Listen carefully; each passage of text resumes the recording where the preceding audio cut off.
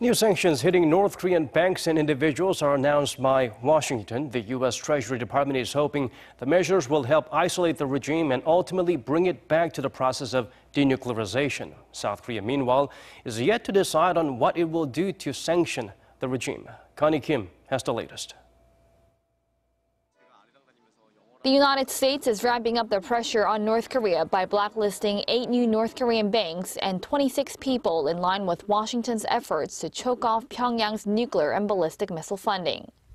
Washington also applied a previous executive order to slap sanctions on North Korea's foreign trade bank and central bank. The sanctions also singled out North Koreans working in China, Russia, Libya, and the United Arab Emirates.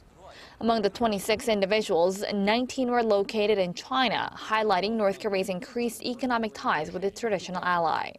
In a statement, Treasury Secretary Steve Mnuchin said the sanctions will further advance Washington's strategy of fully isolating Pyongyang in order to achieve the goal of a peaceful and denuclearized Korean peninsula. The sanctions will mean the North Korean banks are no longer able to have financial transactions with Chinese banks, which are seen as loopholes that hinder efforts to starve North Korea financially. Seoul said it expects Washington's move to put more pressure on North Korea.